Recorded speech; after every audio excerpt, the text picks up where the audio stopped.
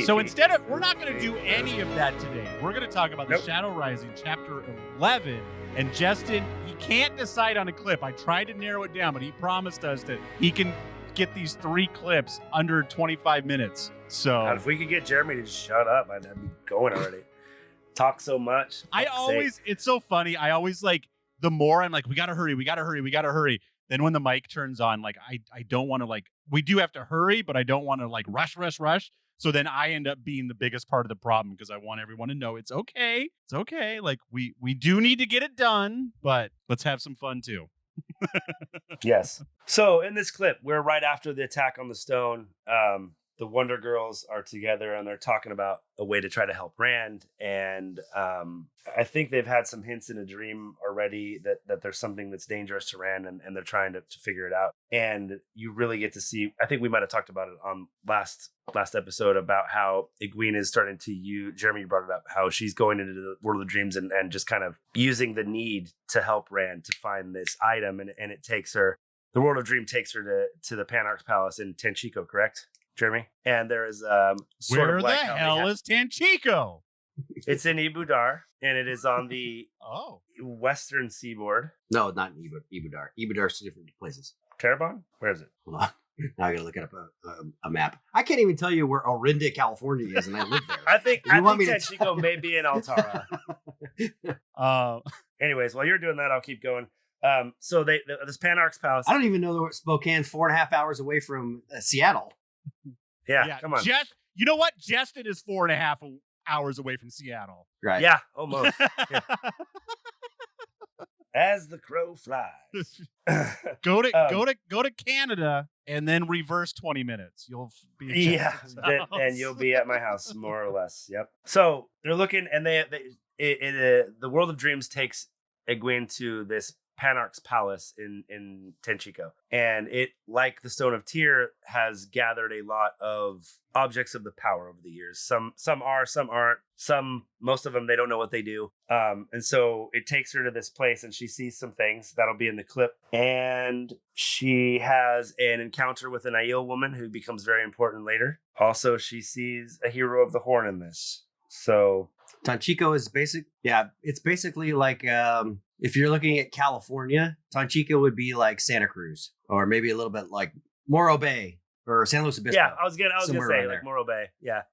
Ibudar is down here, more like El Paso. There you go. Good call. Right. Yeah. Or maybe even actually probably New Mexico. I'd say Ilian's probably El Paso. Yeah, well, there's and then you got the Gulf of Mexico right there. And we all know what Maine is. Florida.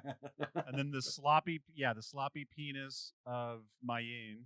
Man, is definitely Florida. And it's very small and flaccid. So Justin lives in Marsden. Meridon. Yeah. Yeah, I am a Meridon. I'm a borderlander. He's right on the blight. And that makes Canada the blight. So I mean, that's basically correct. And I live in Falm, but I'm about ready to move to Arid Domen. Yep. You might be moving like you're gonna move in like the Almoth Plain. Yeah. Yep. There you go. Good times. Legit. So what lies hidden? 22 minutes.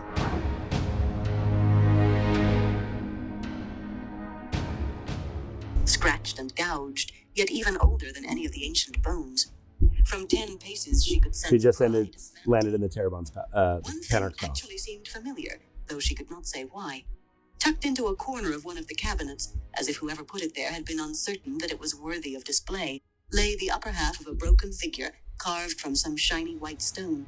A woman holding a crystal sphere in one upraised hand, her face calm and dignified and full of wise authority. Whole, she would have been perhaps a foot tall. But why did she appear so familiar? She almost seemed to call to Egwene to pick her up. Not until Egwene's fingers closed on the broken statuette did she realize she had climbed over the rope. Foolish, when I don't know what it is, she thought. But it was already too late. As her hand grasped it, the power surged within her, into the half-figure, then back into her, into the figure and back, in and back. The crystal sphere flickered in fitful, lurid flashes, and needles stabbed her brain with each flash. With a sob of agony, she loosed her hold and clasped both hands to her head. The crystal sphere shattered as the figure hit the floor and broke into pieces, and the needles vanished, leaving only dull memories of the pain and a queasiness that wobbled her knees. She squeezed her eyes shut so she could not see the room heaving. The figure had to be a ter'angreal, but why had it hurt her like that when she only touched it? Perhaps because it was broken. Perhaps, broken, it could not do what it was meant for. She did not even want to think of what it might have been made for. Testing ter'angreal was dangerous. At least it must be broken beyond danger now. Here, at least. Why did it seem to call me? Nausea faded and she opened her eyes. The figure was back on the shelf, as whole as it had been when she first saw it. Strange things happened in Tel'aran'rhiod, but that was stranger than she wanted to see. And this was not what she had come for. First, she had to find her way out of the Panarch's palace. Climbing back over the rope, she hurried out of the chamber, trying not to run. The place was empty of life, of course. Human life, at least. Colorful fish swam in large fountains that splashed merrily in the courtyards, surrounded by delicately columned walks and balconies screened by stonework, like intricately carved lace. Lily pads floated on the waters, and white flowers as big as dinner plates. In the world of dreams, a place was as it was in the so-called real world, except for people. Elaborate golden lamps stood in the hallways, wicks uncharred, but she could smell the perfumed oil in them. Her feet raised no hint of dust from the bright carpets that surely could never have been beaten. Not here. Once she did see another person walking ahead of her, a man in gilded, ornately worked plate and mail armor, a pointed golden helmet crested with white egret plumes under his arm. Eildra, he called, smiling. Eildra, come look at me. I am named the Lord Captain of the Panarch's Legion. Eildra. He walked on another pace, still calling, and suddenly was not there. Not a dreamer. Not even someone using a ter'angreal like her stone ring or Amiko's iron disc. Only a man whose dream had touched a place he was not aware of, with dangers he did not know. People who died unexpectedly in their sleep had often dreamed their way into Tel'aran'rhiod, and in truth had died there. He was well out of it, back into an ordinary dream. The candle was burning down beside that bed back in Tyr. Her time in Tel'aran'rhiod was burning away. Hastening her steps, she came to tall carved doors leading outside, to wide white stairs and a huge empty square. Tanchico spread out in every direction across steep hills, white buildings upon white buildings shining in the sun, hundreds of thin towers and almost as many pointed domes, some gilded. The Panarch's circle, a tall round wall of white stone, stood in plain sight not half a mile away, and a little lower than the palace. The Panarch's palace rose atop one of the loftiest hills. At the top of the deep stairs, she was high enough to see water glinting to the west. Tanchico was larger than Tyr, perhaps larger than Camelin. So much to search, and she did not even know for what. For something that signified the presence of the Black Aja, or something that indicated some sort of danger to Rand, if either existed here. Had she been a real dreamer, trained in the use of her talent, she would surely have known what to look for, how to interpret what she saw. But no one remained who could teach her. Aiel Wise Ones supposedly knew how to decipher dreams. Avienda had been so reluctant to talk about the Wise Ones that Egwene had not asked any of the other Aiel. Perhaps a Wise One could teach her, if she could find one. She took a step toward the square, and suddenly she was somewhere else. Great stone spires rose around her in a heat that sucked the moisture out of her breath. The sun seemed to bake right through her dress, and the breeze blowing in her face seemed to come from a stove. Stunted trees dotted a landscape almost bare of other growth, except for a few patches of tough grass and some prickly plants she did not recognize. She recognized the lion, however, even if she had never seen one in the flesh. It lay in a crevice in the rocks, not 20 paces away, black tufted tail switching idly, looking not at her but at something another 100 strides on. The large boar, covered in coarse hair, was rooting and snuffling at the base of a thorny bush, never noticing the Aiel woman creeping up on it with a spear ready to thrust. Garbed like the Aiel in the stone, she had her shufa around her head, but her face uncovered. The waist, Egwene thought incredulously.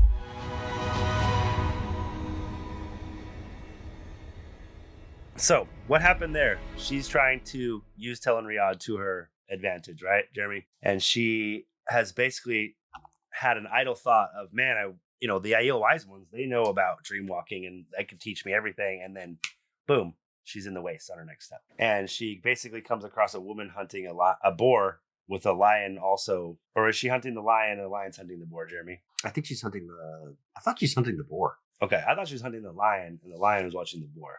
Possible. But anyways, it's not important. So this woman, before we even get there, okay, she steps out and she ends up into the Aiel waste. A couple things that she comes across. The domination band, which is what she talks about with the black necklace. Did she say that part? I thought she did. Did you guys hear that? Maybe we didn't hear that part, but she talks about a little bit later, she goes back and she's continuing to search and she finds the domination bands. I think she goes back. Yeah, I think she mentions it, but she doesn't get that specific yet. Right. Well, that's the part I'm going to skip, and I'm just going to explain it. She goes to the waste. She has this kind of short conversation with Amis, not really believing that she's there wholeheartedly, and dips out and goes back to Tanchico, goes back to searching for what she's searching for. She comes across the domination bands, which are like an item for men. It controls men who can channel. It requires 2 females, and she says when she like kind of tries to sense it, it's nothing but pain and very old pain. And I believe, Jeremy, the Breaking of the World, is that when they came up with the domination bands? I don't think they even go into it. I thought they were mentioned at one point, and I could be totally wrong. They definitely mentioned the breaking. I don't know what they mentioned. I think it was to try to, they originally made them to try to control men who were going mad, to try to control them and That sounds right. save them eventually, or at least keep them from destroying everything. And eventually, even though there's 2 females, the men can actually take over. And they start to bleed like emotions and like madness back through the bracelets. So you have to change the bracelet all the time. Otherwise, the females who are managing him will also go mad. Yeah, I think you're completely right. I have an 8-year-old boy. Nothing can stop them from breaking everything. That's absolutely true. I'm a 46-year-old man that is that 8-year-old boy.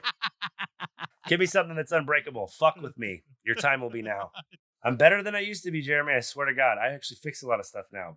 But As I say, keep your Transformers away from him. my wife will No. My wife knows my frustration levels, and I'll be fucking with something, and she'll go, stop. I'm like, what? She goes, if you keep going, you're going to fucking break it. Stop and let me do it, or come back later when you're not, because I can see you're about to just snap it and go, oh, guess we got to get a new one.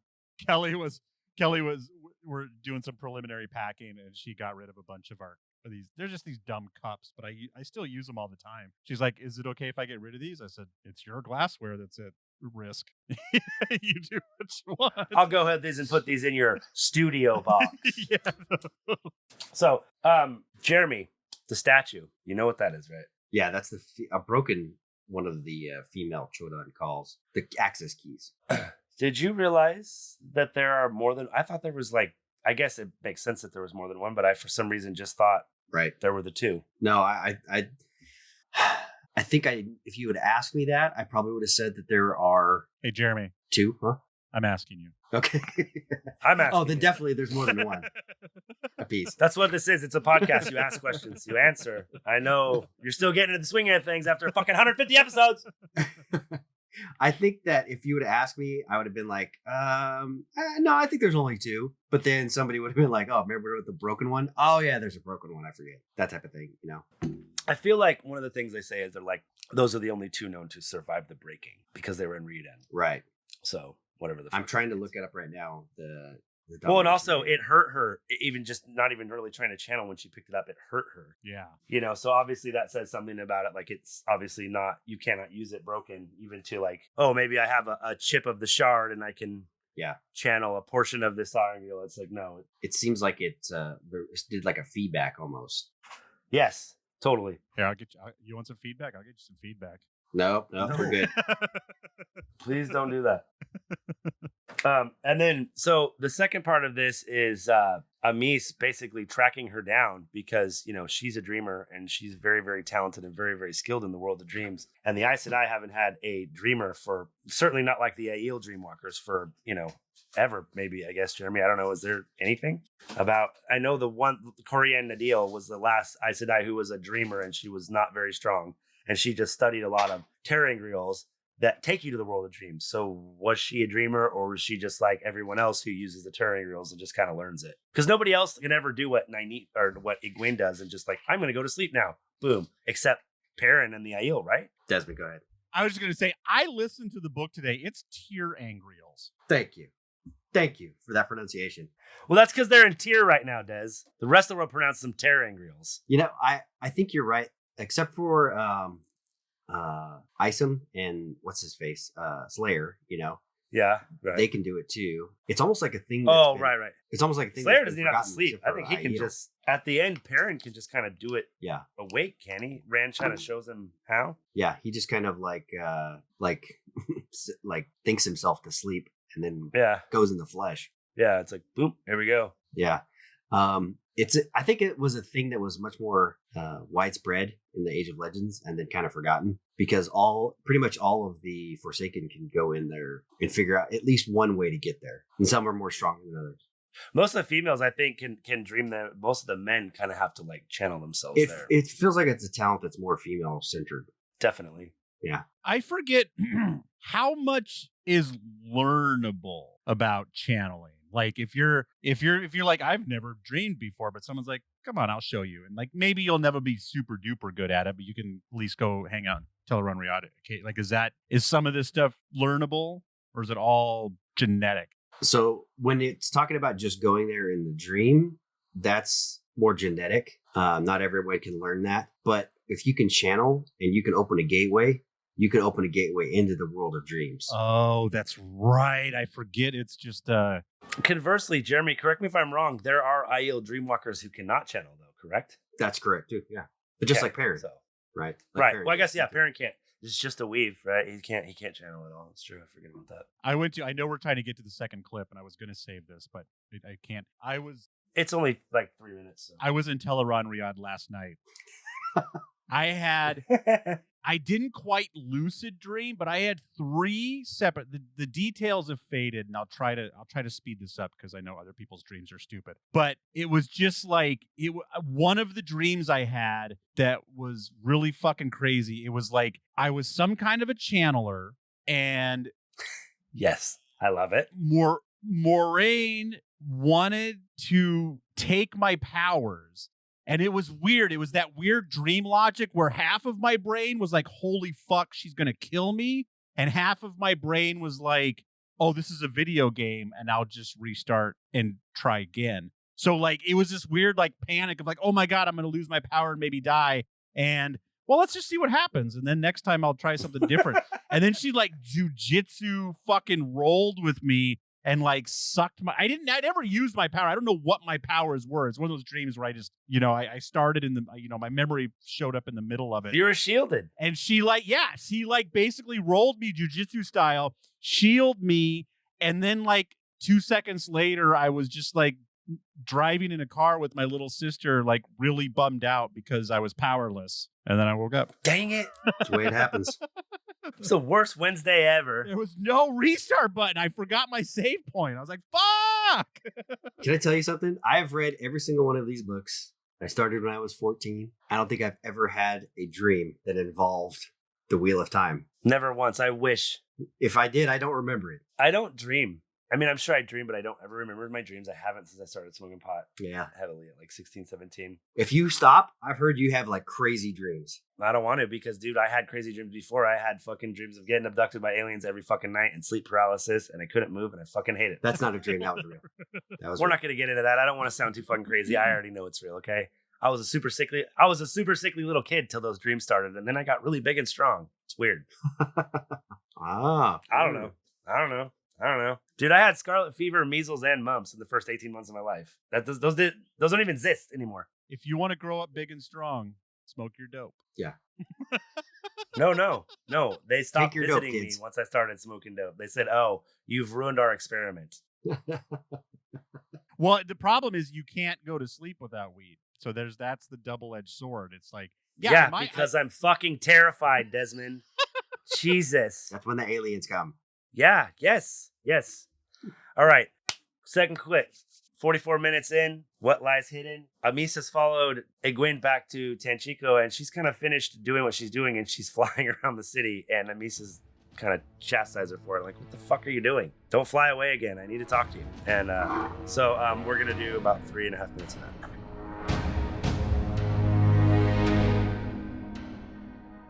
She stood there as Egwene approached swiftly. Why doesn't she go? Why? Oh, light. She snatched for the flows to weave lightning, to tangle the woman in air, fumbling in startled haste. Put your feet on the ground, girl, the woman barked. I had enough trouble finding you again without you flying off like some bird when I do. Abruptly, Egwene stopped flying. Her feet thumped hard on the pavement, and she staggered. It was the Aiel woman's voice, but this was an older woman. Not as old as Egwene had thought at first. In fact, she looked much younger than her white hair suggested. But with the voice and those sharp blue eyes, she was sure it was the same woman. You're different, she said. You can be what you wish to be here. The woman sounded embarrassed, but only a little. At times, I like to remember, that is not important. You are from the White Tower? It has been long since they had a Dreamwalker. Very long. I am Amis of the Nine Valleys, Sept of the Thardad Aiel. You are a wise one. You are. And you know dreams. You know Tel'aran'rhiod. You can... My name is Egwene. Egwene Alfir. She took a deep breath. Amis did not look a woman to lie to. I am Aes Sedai of the Green Hunter. Just look like a woman to lie to. Amis's expression I'm gonna lie to her. changed, really. Straight A away. slight crinkling of her eyes, perhaps in skepticism. Egwene hardly looked old enough to be full Aes Sedai. What she said, though, was, I meant to leave you standing in your skin until you asked for some proper clothes. Putting on cut-in sword that way as though you were. You surprised me, pulling free as you did, turning my own spear on me. But you are still untaught, are you not, however strong? Else you would not have popped into the middle of my hunt that way, where you obviously did not wish to be. And this flying about? Did you come to Tel'aran'rhiod? Tel'aran'rhiod? To stare at this city, wherever it is? It's Tanchico, Egwene said faintly. She didn't know. But then how had Amis followed her or found her? It was obvious she knew more of the world of dreams than Egwene did by far. You can help me. I'm trying to find women of the Black Aja, dark friends. I think they are here, and I have to find them if they are. It truly exists then. Amis almost whispered it. An Aja of shadow runners in the White Tower. She shook her head. You are like a girl just wedded to the spear who thinks now she can wrestle men and leap mountains. For her it means a few bruises and a valuable lesson in humility. For you, here, it could mean death. Amis eyed the white buildings around them and grimaced. Tanchico? In Tarabon? This city is dying, eating itself. There is a darkness here, an evil, worse than men can make. Or women. She looked at Egwene pointedly. You cannot see it or feel it, can you? And you want to hunt shadow runners in Tel'aran'rhiod? Evil, Egwene said quickly. That could be them. Are you sure? If I told you what they look like, could you be certain it was them? I can describe them. I can describe one to her last braid. A child, Amis muttered, demanding a silver bracelet from her father this minute when she knows nothing of trading or the making of bracelets. You have much to learn. Far more than I can begin to teach you now. Come to the Threefold Land. I will have the word spread through the clans that an Aes Sedai called Egwene Alvear is to be brought to me at Cold Rock's Hold. Give your name and show your great serpent ring, and you will have safe running. I'm not there now, but I will return from Royardeen before you can arrive. Please, you must help me. I need to know if they are here. I have to know, but I cannot tell you. I do not know them, or this place, this Tanchico. You must come to me. What you do is dangerous, far more dangerous than you know. You must... Where are you going? Stay. Something seemed to snatch at Egwene, pulling her into darkness. Amis's voice followed her, hollow and dwindling. You must come to me and learn. You must...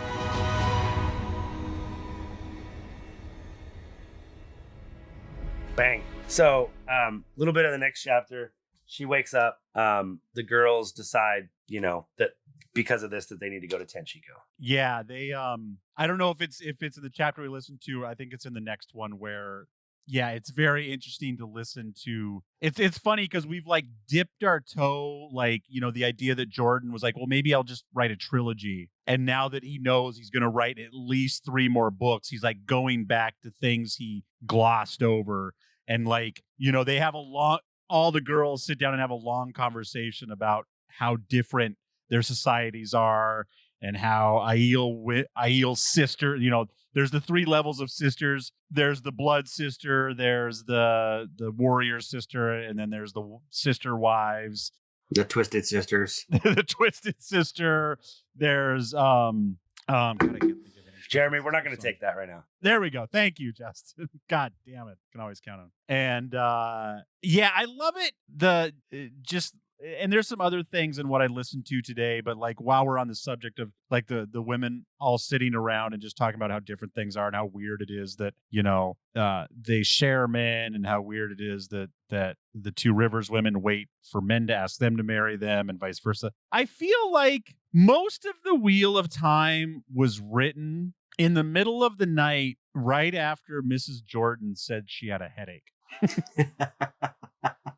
Robert Jordan spends more... He would sneak over to her side of the bed, grab her Jackie Collins novel for 20 minutes, and then go right furiously with a erection. He wouldn't steal her. He would just be frustrated. Half of these books are people sniping at the opposite sex. I want to know how many times Robert Jordan's editor had to remind him, Robert, you can't put women be shopping in a fantasy novel.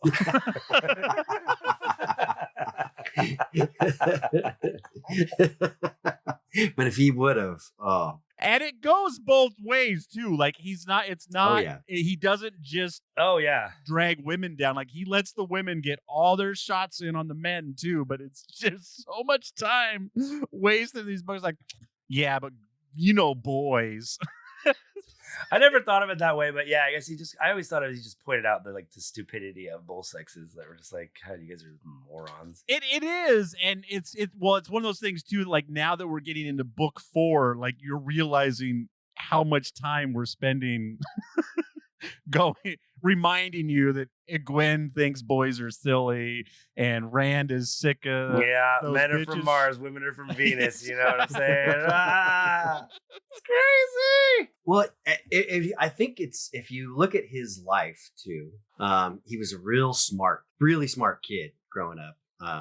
Went to the Citadel I think it was the Citadel, right? Yeah, I think so. And was in Vietnam. I don't know how much interactions he had with ladies. He may have been a tad bit autistic, and talking to the ladies was difficult. What was his when he was in the service? What was his station?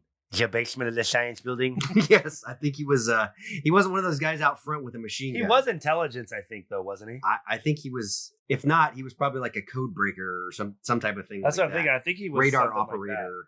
Like one of those. Yeah, I type think he of was things. something like But yeah, to build. I mean, just think of like the cones of Dunshire and like Yes. Yeah. the fucking The like, amount of shit you have to have in your head to come up with it is fucking mind blowing. Yes. I mean, thank you so much, but wow. When a bunch of 14-year-old boys read it, we're like, yeah, girls are confusing. Yeah. You know what? My buddy does know how to talk to girls way better than me. Yeah, And then- yeah. Everyone had that. Yeah, that cool- Perrin would know what to do. There was a lot of that. I was the dude who knew what to do. I was the one that just did it. Hey. I didn't know what to do, but I was gonna get in there and see what happened. Hey, you know what? Learn by doing, JD. Learn by doing. Exactly. You know when you grab a boob and it's all like a big bag of sand. Oh my God, you've never touched boobs. No, I get it. No. I've, done lots of stuff. I loved the part. Obviously, this is a long chapter, and we're like, we can't listen to the whole thing. But my favorite part of this chapter is Egwene learning the rules of Tel'aran'rhiod. Like Yeah, you get a lot of good exposition over the whole chapter. I love that idea of just like, well, maybe I can do this, or maybe like I don't know. Like I've had. Maybe I can fly. I usually mine is always breathing underwater, and I The always dream?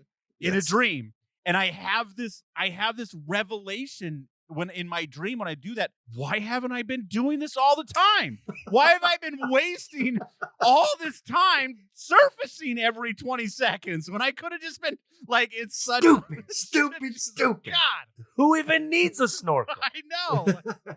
Oh my Hey, Dumb. Okay, so just to add some context, the domination band we were talking about, you were correct. It was made during the breaking, but the issue with the domination band is that the longer that you wear it, the men and the women, like you said, they will start to man will start to actually control the women to the point where they won't be able to take the bracelet off unless he lets her take it off. Well, that's because women be shopping. Women be shopping, bro. And you know what? We're talking about this too. This scene that you just read, I'm sure it'll be terrible, and it will be. We may get some version of the show. We will get some version of this, I believe. But I'm sure, like it'll be like, I just crap this out for you guys. Nynaeve will make it by accident. Well, it's going to be about Egwene, so obviously it'll be on the show, and it'll be probably amazing. It'll probably take up 3/4 of the budget of the entire season. to make a plastic band. Okay, here's the part of our show where we go, fuck. They could spend a lot of time describing, explaining, and hanging out in Tel'aran'rhiod. Let's just say I just cut the rules down to 9 minutes. let's just say that Amazon Prime is like, fine, we'll give you a 4th season, and that's it. Like, do we skip the World of Dreams completely? If they give it a 4 season, if they go 4 season and that's it, I don't know what they do. They make up. They make up something even more made up than what they've been making up. Yeah, it'd have to be. They'd have to they just need. If it ends, it just needs to end. They don't need to try to wrap it up. It's not going to work out. But yes, to answer your question, yeah, they would have to cut it all out. That would all. Be Yeah, cut. there's just no way. Because they could use the way gates to meet up with people that are far away. Yeah, and travel. Yeah, and they could travel. You just introduce traveling faster and cut out the World of Dreams. more or less. how- You could have a few scenes. Well, you introduced it already. Yeah, but I mean, you can just. Oh, yeah, I guess they Sort did. of. They've showed that crazy shit happens in your dreams, but they haven't really shown that people can just. Well, apparently Wow. they showed traveling. That was Lanfear traveled out of the ways with Rand, but it was more like disapparating than traveling. I hated it. So chapter 12, right at the end of this, Moraine comes waltzing into their room, tells them that the 2 Black Aja sisters are dead. No one touched them. That's Slayer, right, Jeremy? Okay. Slayer. And then Moraine already has a letter for Avienda saying you need to go back to the waste.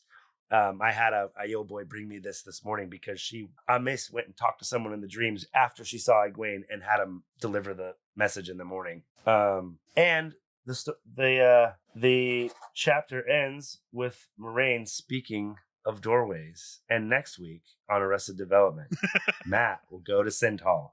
Perfect. Except you're actually going to see it. I will save my other question for 2 weeks. We'll talk to you in 2 weeks. And you know what? If you want us weekly, people, talk to us. Talk to us. Tell us what you want. Tell us what you need. Do you want more shorter episodes? Because unfortunately, right now we can't do 3-hour Wheel of Time episodes. But like, if you'd rather get a little Wheel of Time every week, we can figure out how to make these a little bit tighter. Especially if we decide that we're going to do every chapter at some point, we're going to have to, like, as much as I'd love to spend 90 minutes. I skipped 4 chapters. No, I know. I would love that if we didn't, but if we're going to, we've only got like 8 more episodes before season 3 comes out. So we're going to have to skip a lot of chapters. You say 80? If 8, but if you people out there, if you're just like, you know what, the show is the clock is ticking on the show. Let's have some fun with these books. We can slow down the books. At this point, I think we need to get through book 4 before season 3, just because I think there's going to be a lot in it. But if you're appreciating just riding through these books and not, I still want to talk about the show when it's around. But we obviously have more non-show time than showtime. So send us some information at thankthelight@gmail.com. That is thankthelight@gmail.com. Or hit us on the X, Parched Human. Tell us we're stupid. Give us a question. Tell us how lame Jeremy's ideas are and how awesome and funny I am and what a great producer Desmond is. Please tell me what a great. I need it so bad right now, people. Usually I'm a very confident man, and I'm proud of what I do. But I'm dipping. I need it, and I am your never beaten rug. I will be your captain of the Panarch guards. Good night. May you always find water and shade. Good night, nerds. I am not average. I am not ordinary. I am a masterpiece. You know I do it for me. I am not perfect. No, that's imaginary. But I'm a masterpiece. You know I do it for me. And all my colors and paints, all my lines and my shapes, every move that I make, I do it for me. I am not basic. It's self-explanatory. I am a masterpiece. You know I do it for me.